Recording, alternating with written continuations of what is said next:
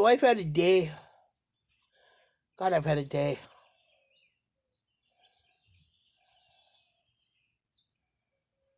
I got up this morning. I was heading to the feed store. I was going to go to the feed store. That was the plan. The thing with Bond happened early. And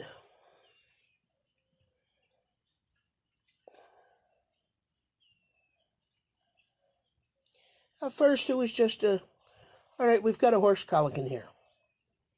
Not a worry. We do this quite often. We have a horse colicking. Take him to the barn. Vet comes. We oil him. Check out the back. They walk around. We watch them. Make sure they're okay. Eventually things start moving again.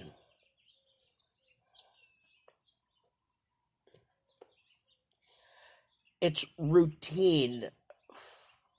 Actually, it's routine. That's the word for it. Hell, that's the only word for it. Because it happens a lot. I spent many nights in the barn, standing there watching a horse, and a lot of days. This thing with Bond. You can just tell. Here's what happens. When their gut flips, their intestines twist around. If you're not at the hospital, you're not saving them. It's that bad. It's that quick. It's not quick. Not quick at all. Not quick enough.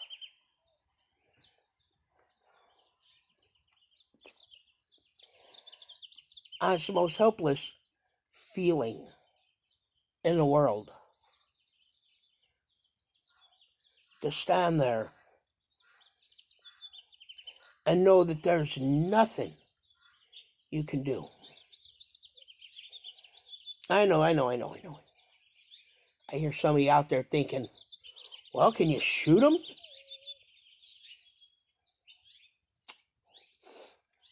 Some people can.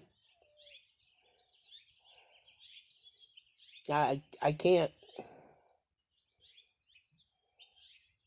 I can't. Besides, once they're down, and hard to do. It's been a hell of a day. You don't realize. You sign up to be a horseman. You know you're going to lose horses. I was spoiled. God, I was so spoiled. So lucky. So blessed. 20 years at the racetrack. Not one horse. Not one of mine even came back on the ambulance. Lost nobody to injury. 20 years. Good friend of mine. Friend of mine's been training over 40 years. 40 years.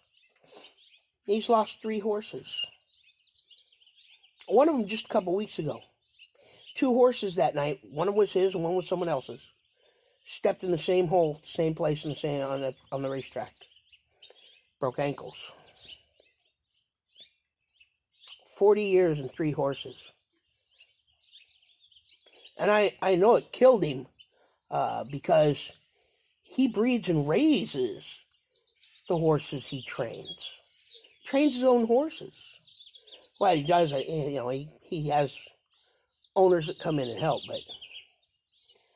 but still, 3 horses in 40 years. Because he's a solid horseman. Doesn't drug horses. He doesn't even use Butte. The thing is, in the back of your mind, And you're going to lose horses. And I was blessed all those years of not losing horses in the most deadly horse, in numbers. You lose horses in every discipline. Horses die from so many things. And I got here, this retirement home for horses. And we hit the ground running. Every 8 weeks we were losing horse, on average. We didn't lose anyone for last 6 months. Bond wasn't even on our we're worried about him list. He was fine and healthy and dandy. Just yesterday I walked right by his pen, scratched his nose through the fence, and he was just waiting for dinner. I got spoiled. And now I'm seeing the other end of it. And, the vets come out and they put down horses when they need it. That's what they do. And it's literally a couple of shots. Actually, a couple of syringes, one shot. The horse goes down and they're gone. They're peaceful, they're quiet. Quick thing. We had one die of a stroke last year. And I was standing in his corral, scratching on his head. He was bad. We knew he needed to be put down. The owner was being, I don't want to say stupid, but, yeah. He had a stroke and he dropped, but he went quick. Oh boy, he went quick. From the time he had the stroke to the time he was gone was less than a minute. Less than a minute. So it was a quick, good death for him. But I knew he had a stroke. So as I was scratching him, his head jerked up to the left and started twitching really hard. I knew he was having a stroke. I called Gwen over. She just next pin over. And I swear to God, that horse stayed on his feet, watching her come back until she was next to him, and then he went down. And 30 seconds later, he was gone. I said right then, I don't want to see that again. Thank God for the vets. You have no idea how much I love our vets. And they're all good at their job. We've got great vet care here. But then today, the vet couldn't get back in time. I never want to see a horse die from a twisted gut again. And I knew before the vet got here that he was bad.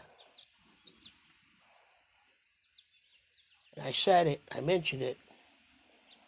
And the vet, Gwen, both said, I think that's just pain.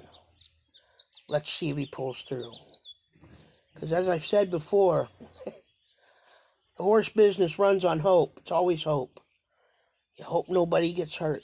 You hope this one pulls through. You hope the winner walks into the barn.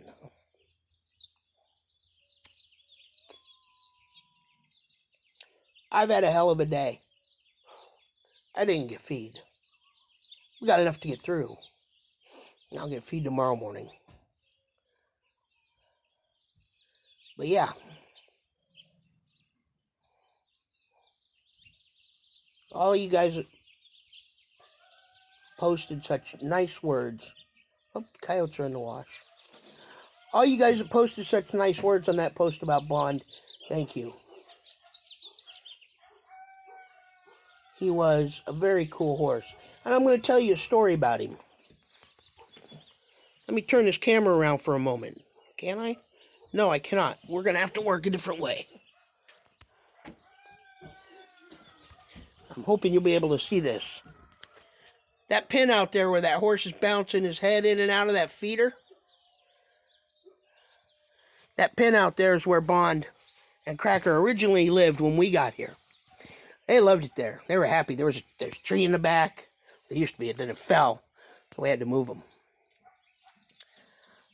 But that big white box that horse is bouncing his head in and out of waiting for dinner because he sees Gwen driving around. That's an avocado box. The avocado growers put avocados in there and ship them off the market. I don't know if you can see right there, that dark horse. Yeah, that's Bobby, Miss Bobby. We've got several of those avocado feeders. Well, avocado boxes, because they've got holes in the bottom, so they drain. And they're really, really tough. So the horses really don't wreck them. But Bond, this smartass, he figured out that if he bounced the feeder up and down and then moved it to the side, that all of the sweet leaf on the alfalfa would shake off and fall through like a sifter. And when you move the box, there's nothing but sweet leaf down there. It's like giving a kid a box of Fruity Pebbles, only it's alfalfa flavored. Got another knucklehead up in the back that he used to... We had to take his out because he was hurting himself. He kept pawing at his because he knew the sweet leaf was underneath. He didn't figure that out himself. We moved the feeder over one day so they could clean up all the stuff underneath. And after that, he would paw at it. We finally had to take it away because he was putting a sore on his ankle.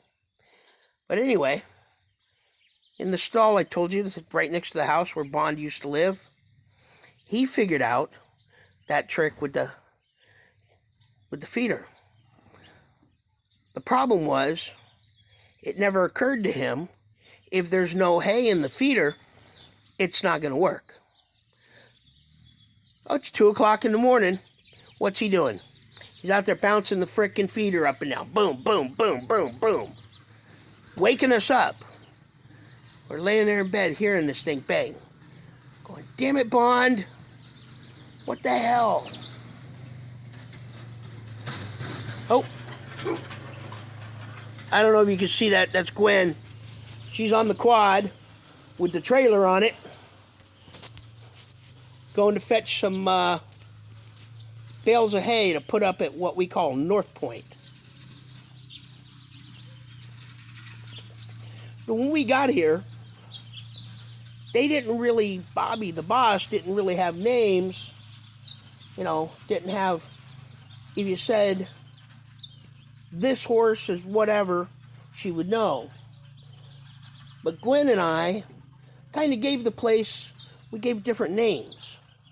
Like, down that road, all on the, as I'm looking at it on the right side, there's pins all the way along it. And we call that the strip. Beyond the strip is the pasture. We call it the pasture. We've got more pastures, but that's the only one we go in every day and clean. The rest are grass. And that's the pasture. So it's the strip and the pasture. Then next to, across from here, this stuff here, we call this the round pen because there's a round pen behind that barn. Well, across from the strip's the barn, and across from the barn, keep going the same direction east or west, is an old pond that we use for a manure pile, because we pile the manure in there and it turns into dirt, honestly, and the organic farmers around here come and scoop it out for us and take it to their farms. We get rid of it, they get it for free. It's a win-win. And they are always bringing us baskets of food, baskets of things they grow. They grow a lot of stuff around here. Anyway, on the back side of that pond area are 2 stalls, 2 pens. One of the pens is connected to a big pasture. We call that North Point. It's the northernmost point. You know, technically the pasture is, but we call that North Point. Then coming over here, everything you see out here, straight down, this is the pipes. All the pipe corrals. And next to it, there's pen there, pen there. We call that the road horses. And then beyond the road horses on the left, there's the girls. There's about, 4 or 5 mares. They share a pen and a pasture up there. Across from the girls are the boys. Right now we have, I think, 3 or 4 boys there. They have a pasture. Further up the road from that, we've got a pen that's connected to a pasture. And the lead horse in there is named Pirate. So we call that the crow's nest. Then behind the feed barn is the barn boys. There goes Gwen again. And then up at the top of the property is what we call the upper 6, because there's 6 pens there, actually pastures, but we call it anyway. So Gwen's taking feed up to North Point. Because the other day when she said, oh, it only rained last night. This road should be okay. She's got the truck stuck. We're not going to talk about the details of that, because it might have involved me and the Jeep running into the truck a little bit, sliding down the road, and it might not. I'm not going to give out any details because they really don't add to the story.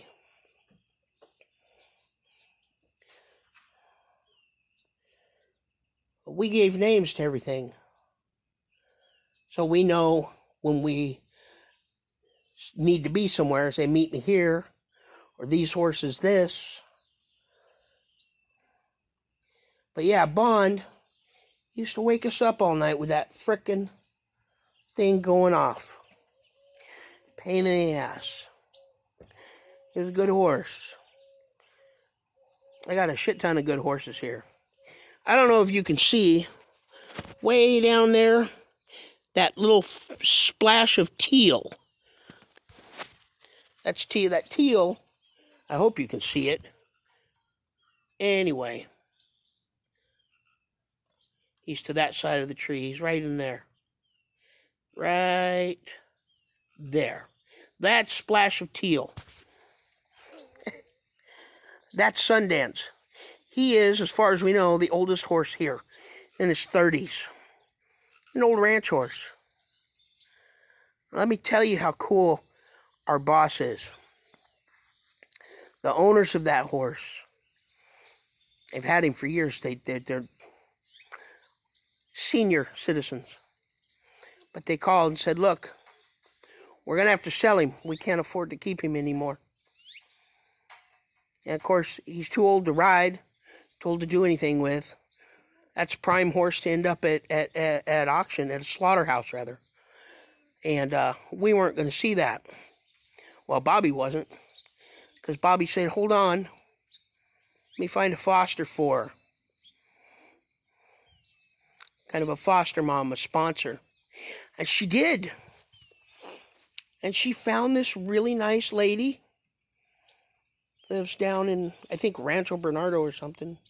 One of the hoity-toity rich areas. But she found this lady to pay this horse's bills. Lady doesn't ride. Never had seen the horse, but now, every few weeks, she comes out. And she brings him carrots. And she pets him and she loves on him. And she told us, anything this horse needs, get it for him. Well, the first thing he needed was a blanket. He got a blanket. We've got a lot of blankets. We have a bunch of our own blankets. And when a horse needs one, they get it. When it's raining, when it's cold. But we treat the old ones, the older ones, a little extra special. That's Sundance out there. And when we got here, he was in the upper six. He was a little dejected. He was up there almost by himself. He had a buddy. But we moved him down to these pipe corrals, and he just blossomed. He's got all kinds of personality now. He sees Gwen coming. He hollers at her.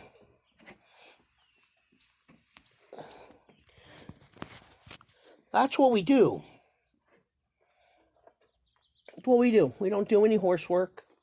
Nobody gets ridden here. Nobody gets lunged here. We don't have a bunch of bandaging to do. We feed, clean, water, and love. At the moment, over 70 retired or laid up horses.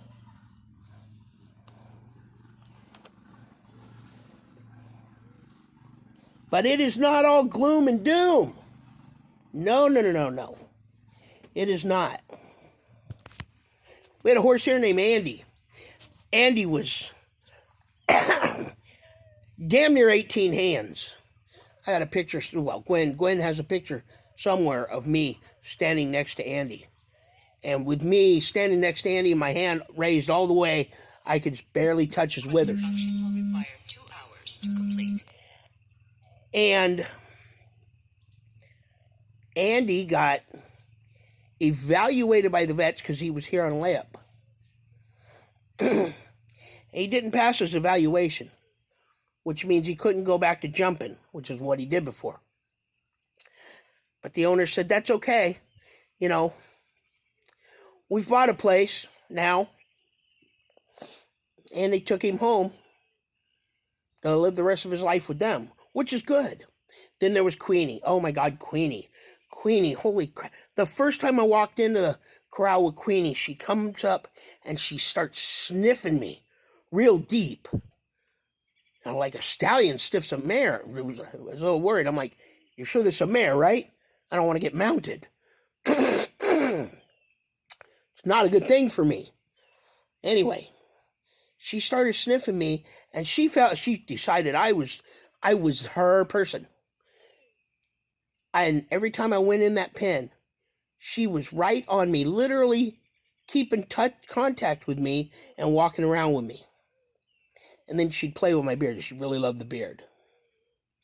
But Queenie got evaluated, because she was here from recovering from colic surgery. And she was here a long time. Her owners gave her a good long rest. She got evaluated. She passed with flying colors. She went back to work. She's back doing, I believe, dressage. Which is good, because she was pretty mover. And we've had, several other horses that have gone to finally live with their owners for the rest of their lives, which is good. We had one horse here, and I'm still not sure why he was here. He was young. He was perfectly sound. But the owner said, hey, if you can find him a good home. And we did. One of the local guys just up the way. Horse just moved down the street. And now he has a job. And before he was like, he was such a brat. He was always trying to take things from you, and he was always in your business. His name was Remington. But now he has a job as a ranch horse over here, I think, and he likes it. So we talked to the guy. He comes over every so often. So it's not all doom and gloom here. We have these days like today where we lose horses. But it's not all doom and gloom. Not at all. You know, and not too long ago, I was talking to a friend of mine. One of my lifelong friends, actually. My only lifelong friend. I'm, over 50 now. I don't have, retirement account. I own that black Jeep on the white truck. Both of them ancient vehicles. Because the life of a horseman, generally, you're not gonna get wealthy, generally. But he said to me,